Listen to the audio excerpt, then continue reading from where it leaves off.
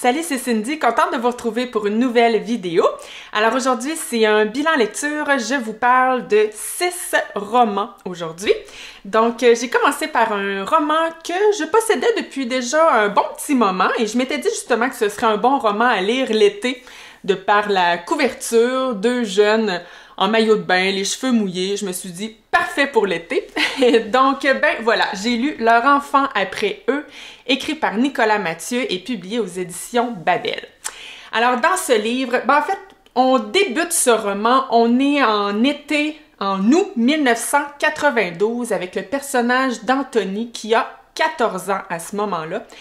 Et là, ben, il s'ennuie, il est avec son cousin, ils savent pas quoi faire, fait qu'ils se disent, ben, pourquoi pas voler ce canoë et se rendre de l'autre côté du lac pour aller vers une plage qu'on appelle la plage des Culs-nus.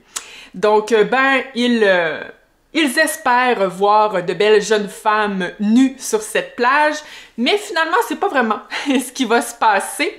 Ben, je vous dirai pas ce qui va se passer, mais entre autres, Anthony va faire la rencontre d'une jeune femme ou d'une jeune fille, en fait, qu'on va suivre également durant ce roman.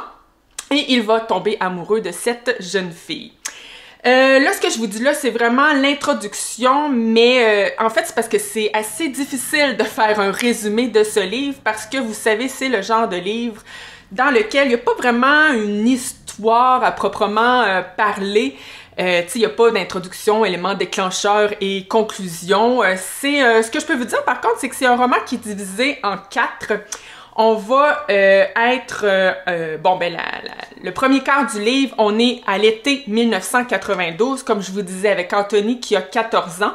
Mais ensuite, on va être à l'été 94, ensuite à l'été 96 et finalement à l'été 98, donc avec Anthony qui a, dans cette dernière partie du livre, qui a maintenant 20 ans. Donc, c'est un roman qu'on peut... un coming of age. Donc, vous savez, ces romans où on est avec des personnages fin adolescence et qui sont dans cette transition vers la vie adulte. Et moi, j'ai adoré ce livre. Et pourtant, je suis pas toujours... je suis difficile à convaincre, moi, par les romans où il n'y a pas vraiment d'histoire en tant que telle. Parce que, bon, je vais vous l'avouer, il se passe pas tant grand-chose et j'avoue à certains moments avoir ressenti un peu de longueur, un petit peu d'ennui. Mais tout repose sur l'écriture, c'est tellement bien écrit et justement cette phase de la vie, l'adolescence vers la vie adulte, c'est tellement bien décrit par l'auteur. D'ailleurs, c'est le roman parmi les 6 romans dont je vous parle aujourd'hui, c'est celui que ça fait le plus longtemps que j'ai lu et pourtant le souvenir est très très présent. Moi, je me souviens tellement des personnages comme si je les avais côtoyés. Parce que oui, on a Anthony, mais on va suivre aussi 2 autres jeunes plus particulièrement. Et on va même passer un petit peu de temps aussi avec leurs parents. Et donc, des personnages très forts. C'est un roman immersif. Voilà, je l'ai adoré. Surtout si vous aimez les romans coming of age, là, je vous le recommande fortement. Le prochain livre que j'ai lu, c'est Sans compter de Philippe Dian, publié aux éditions Flammarion.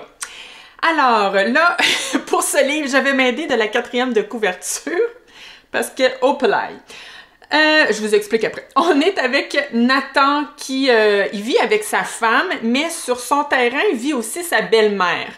J'ai pas trop compris si elle habitait dans le cabanon, je sais pas trop en tout cas. Mais bref, elle habite sur le même terrain que Nathan et sa femme. Et là, il y a de puissants investisseurs qui veulent acquérir le terrain, le terrain, mais il est plus grand que ça, là, pour construire un parc d'attractions. Mais la belle-mère, Gabi, veut rien savoir. Et là, parallèlement à tout ça, Nathan, ce que je vous ai pas dit, c'est que c'est un journaliste. Et là, il va apprendre la mystérieuse disparition d'une randonneuse. Et là, il va un peu enquêter là-dessus, si on veut, et là, il se demande si tout ça n'est pas lié ensemble. Et nous aussi, comme lecteurs, là, on essaie de faire des liens avec tout ça, d'autant plus qu'il va y avoir des meurtres aussi qui vont survenir à travers tout ça. C'est complètement capoté. Comme livre, c'est du vrai Philippe Dian. Moi, j'ai déjà lu quelques livres de Philippe Dian. Je sais pas pourquoi je m'entête à lire cet auteur-là. En fait, oui, je le sais pourquoi. C'est parce qu'il y a un de ses livres que j'ai vraiment beaucoup aimé qui s'intitulait 37-2 le matin. Mais j'ai jamais retrouvé ce plaisir de lecture que j'avais eu avec 37-2 le matin dans ses autres livres. Mais savez-vous quoi?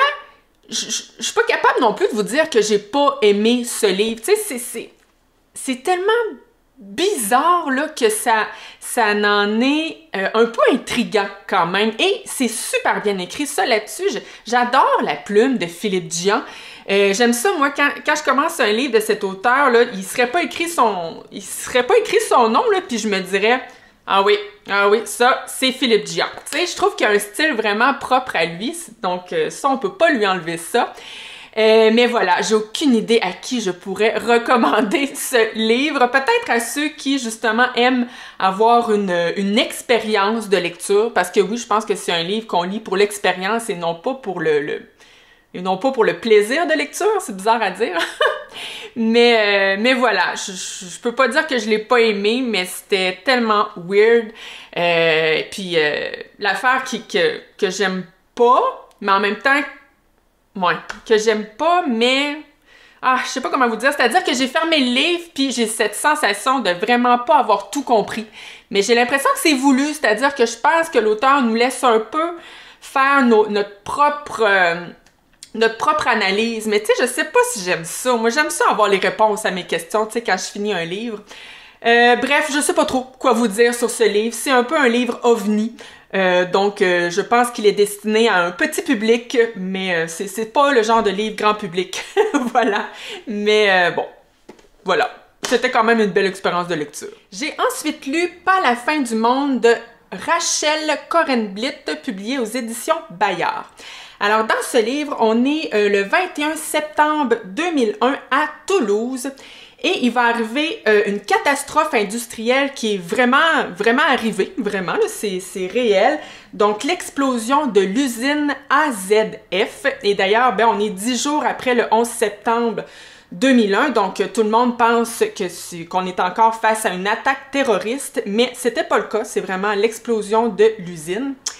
Et donc, on est en plein dans cette journée-là avec Léon qui a 18 ans et sa sœur Frida qui a 22 ans. Et les deux sont pas dans une super belle période de leur vie et ils sont d'ailleurs en conflit les deux ensemble. Mais là, ils sont quand même lors de cette journée dans une espèce de... en mode survie, voilà, c'est le mot que je cherchais. Ils sont en mode survie et ils tentent de retrouver leur mère, leur père, leur grand-mère pour s'assurer que tout le monde est OK, tout le monde est correct. Et donc voilà, on va vivre cette journée-là avec eux. Et dans ce livre-là aussi, on va retourner un peu dans le passé pour arriver à comprendre, pour en savoir plus un peu sur chacun des personnages et surtout pour nous expliquer un peu pourquoi justement, on sent que les liens sont un peu brisés dans cette famille. C'est un roman que j'ai pas beaucoup aimé, mais c'est peut-être un peu de ma faute et de la faute de ma bibliothèque. C'est-à-dire que ce livre était classé dans les romans adultes à ma bibliothèque, mais honnêtement, j'ai plus eu l'impression de lire un roman jeunesse. Donc, les petites choses que j'ai pas aimées de ce livre s'expliquent peut-être du fait que c'est un roman jeunesse. Je vous explique. Premièrement, moi, j'ai été déçue parce que je trouvais l'idée de départ tellement bonne et je voulais en apprendre beaucoup plus sur cette tragédie, mais finalement, on n'en connaît pas tant. Tu sais, je voulais savoir tout qu'est-ce qui s'était réellement passé puis les conséquences que ça avait eu. Tu sais, je voulais tout savoir et finalement, pas vraiment. Tu sais, c'est plus cette histoire-là, c'est plus un prétexte, si on veut, pour construire l'histoire de cette famille en mode survie. Et l'autre chose, quand je vous dis que je trouvais l'idée hyper bonne, c'est que, tu sais, vous savez, quand on est... c'est vrai que ça prend souvent une tragédie ou des moments extrêmement difficiles pour parfois réaliser que des personnes chères à qui on tient, desquelles on s'est éloigné, on se rend compte, hey, tabarouette, si je perdais cette personne... Je trouverais ça dur, donc c'est souvent dans ces moments-là, finalement, qu'on tente de se rapprocher et de rattraper le temps perdu. Et donc, on est un peu là-dedans, là, tu sais, avec cette famille. Et donc, je trouvais l'idée bonne, mais j'ai pas trouvé que c'était exploité à son maximum, tu sais. J'en aurais voulu vraiment, vraiment plus. Mais comme je vous dis, tu sais, si c'est un roman jeunesse, je peux comprendre qu'on est resté un petit peu en surface. Et d'ailleurs, j'ai pas, comment dire, j'ai pas tout compris ben oui, j'ai compris un peu pourquoi il y avait certaines frictions dans cette famille, mais j'ai surtout la relation, en fait, entre Léon et Frida. J'ai pas compris pourquoi ils se détestaient autant. Donc voilà, on dirait que j'ai pas adhéré à tout dans ce livre. Mais voilà, peut-être que pour un jeune, ça peut être intéressant. Et je dois dire quand même, je finis avec une note positive. J'ai adoré le dernier chapitre. À peu près, je sais pas moi, les 10 dernières pages. J'ai trouvé ça super beau. J'ai vraiment fermé le livre avec au moins une belle sensation de lecture. Mais sinon, au global, je dois dire que c'est pas un livre qui m'a énormément plu, malheureusement. J'ai ensuite été attirée à ma bibliothèque toujours par un livre que je trouve très beau. Je trouvais la couverture vraiment très belle et le titre m'intriguait. Donc, Crasse Rose de Fernanda Trias, publié chez Actes Sud. Alors ici, on est dans une dystopie post-apocalyptique. En fait, on est voyons, moi-tu le dire? Il y a eu une grave épidémie, voilà. Et donc, dans cette ville portuaire d'Amérique latine, on est en confinement total. Et on va être avec la narratrice, dont je me souviens pas le nom, mais je pense qu'on ne connaît pas son nom. En tout cas, on va être avec une narratrice qui, justement, tente de survivre et qui, bon, parfois va rendre visite à son ex-mari, Max, qui, lui, est hospitalisé parce qu'il est contaminé. Et parfois aussi, elle rend visite à sa mère et elle s'occupe aussi d'un enfant qui souffre d'une drôle de maladie. Elle s'occupe de lui aussi, puis donc voilà, on va vivre un peu le quotidien de cette femme à travers ce monde post-apocalyptique. Encore une fois, coudonc, j'ai de la misère aujourd'hui avec mes résumés, mais sérieux, c'est pas évident. Parce que, ben en fait, je vais vous le dire tout de suite, j'ai pas pantoute aimé ce livre. J'ai de la misère, moi, avec les romans post-apocalyptiques quand je comprends pas tout ce qui s'est passé. Tu sais, ça m'achelait de tu sais, je vous dis ce qui est... Grâce au résumé, là, je comprends un peu là, qu'il y a eu une épidémie et tout, mais quand on lit le livre, là, on nous l'explique pas tant en long et en large. Donc moi, j'avais cette impression qu'il me manquait plein de détails pour bien comprendre qu'est-ce qui s'était passé, puis face à quoi notre narratrice est... face à quoi... voyons, c'est quoi les problématiques du quotidien qu'elle doit vivre. Donc, bref, un gros point d'interrogation, tu sais, tout au long de ma lecture. Et, tu sais, je vous dis ça, mais ça peut arriver que Bon, je vous donne un exemple, La Route de Cormac McCarthy, qui est aussi un roman post-apocalyptique. On nous explique pas tant que ça dans ce livre qu'est-ce qui s'est passé, mais il y a une telle attention mise sur la relation entre le père et son fils, tu sais, ce climat de survie, cette protection qu'il veut donner à son fils envers et contre tout. Bon, là, je vous parle d'un autre livre, mais bref, j'avais adoré ce livre. Mais ici, il n'y avait rien auquel je pouvais j'avais comme rien à m'accrocher. La relation avec son ex-mari, c'est bizarre. Tu sais, elle va lui rendre visite, mais je sentais pas que ni un ni l'autre a envie de se voir, tu sais.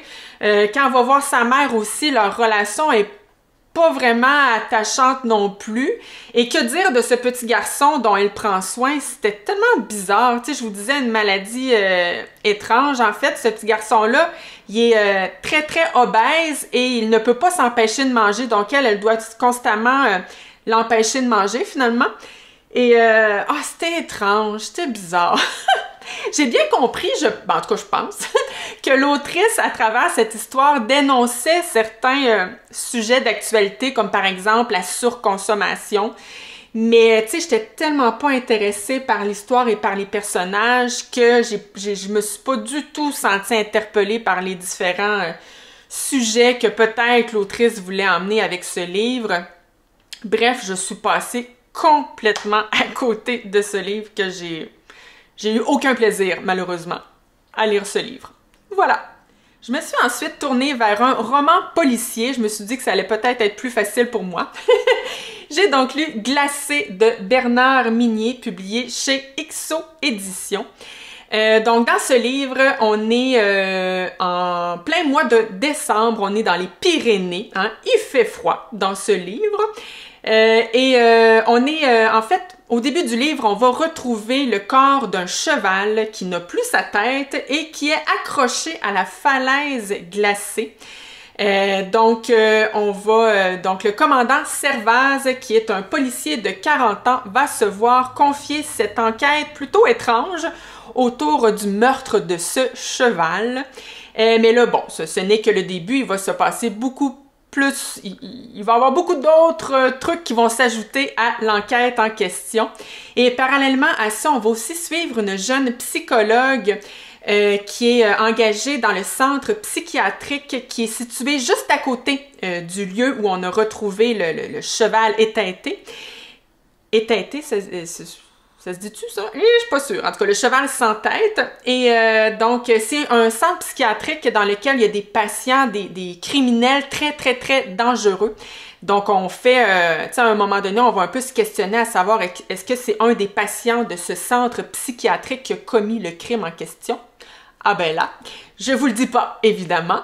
C'est un roman policier que j'ai bien aimé, mais qui m'a paru tellement long. Il est long, faut dire, c'est vraiment une belle grosse brique. Mais, tu sais, ça m'arrive des fois de lire des briques ça me dérange pas que ce soit si long. Mais dans ce cas-ci, j'avoue que ça m'a peut-être dérangé un peu. Pourtant, tout était là. Sérieux, là, c'est pas... Je dis que c'était long, mais il n'y a pas vraiment de longueur. Il arrive toujours de nouveaux éléments à l'enquête. Il y a des revirements de situation, il y a des révélations. Tu sais, tout est là, je pense, pour les amateurs de romans policiers purs et durs. Mais moi, j'avoue qu'il m'a peut-être manqué, tu sais, je vous le dis souvent, moi j'aime les romans policiers, mais j'aime quand parallèlement à l'enquête, on suit des personnages qui me passionnent. Et ici, ben, c'était pas le cas, tu sais, il y avait aucun personnage que je trouvais passionnant, tu sais, le policier Servaz, ainsi que la psychologue ou l'équipe avec qui travaille le commandant Servaz, il n'y a aucun d'eux qui m'intéressait en tant que tel, mais en même temps, c'est ça. C'est un livre qu'on lit vraiment pour l'enquête, mais moi, dans mes goûts de lectrice, il me manquait peut-être un petit quelque chose de plus. Mais voilà, c'est quand même un bon roman policier, mais qui, je dois l'avouer, m'a paru un peu interminable. Et on termine ce bilan lecture par un roman que j'ai beaucoup aimé.